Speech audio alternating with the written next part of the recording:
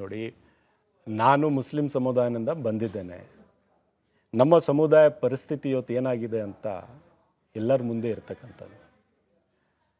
ನಮ್ಮ ಪರಿಸ್ಥಿತಿ ಹೇಗಿದೆ ಅಂದರೆ 4,10,000 ಕೋಟಿಯ ಒಂದು ಬಜೆಟಲ್ಲಿ 5,000 ಕೋಟಿ ಎಲ್ಲ ಅಲ್ಪಸಂಖ್ಯಾತರಿಗೆ ಮೀಸಲಿಟ್ಟರೆ, ನಮ್ಮ ರಾಜಕೀಯದ ವಿರೋಧಿಗಳು ಮತ್ತು ಮಾಧ್ಯಮದ ಸ್ನೇಹಿತರು ಮುಸ್ಲಿಂ ಬಜೆಟ್ ಆಗೋಗಿದೆ, ಮುಸ್ಲಿಂಕರಣ ಆಗಿದೆ ಅಂತ ದೊಡ್ಡ ಒಂದು ಟೀಕೆ ಅಲ್ಲ, ಪ್ರಹಾರನೇ. ಅಂದರೆ ವಾತಾವರಣ ಏನು ಅಂದರೆ, ಮುಸ್ಲಿಮರು ಈ ದೇಶದ ಪ್ರಜೆಯರು ಅಲ್ಲ, ಈ ದೇಶದ ಕಾನೂನನ್ನು ಪಾಲನೆ ಮಾಡಿಕೊಂಡು ಈ ದೇಶದ ಕಾನೂನು ತಕ್ಕಂತೆ ತೆರಿಗೆಯನ್ನು ಕಟ್ತಾ ಇಲ್ವಾ? ಆ ಬಜೆಟಲ್ಲಿ ನಮ್ಮ ಜನರ ತೆರಿಗೆಯ ಹಣ ಕೂಡ ಇದೆಯಲ್ಲ, ಕಡಿಮೆ ಇದೆ ಅಂತಲೇ ತಿಳ್ಕೊಳ್ಳಿ ಫಾರ್ ಎಕ್ಸಾಂಪಲ್. ಆದರೆ ನಾವು ದೇಶದ ಪ್ರಜೆ ಅಲ್ವಾ? ನಮ್ಮಲ್ಲಿ ಬಡತನ ಇಲ್ವಾ? ನಿರುದ್ಯೋಗ ಇಲ್ವಾ?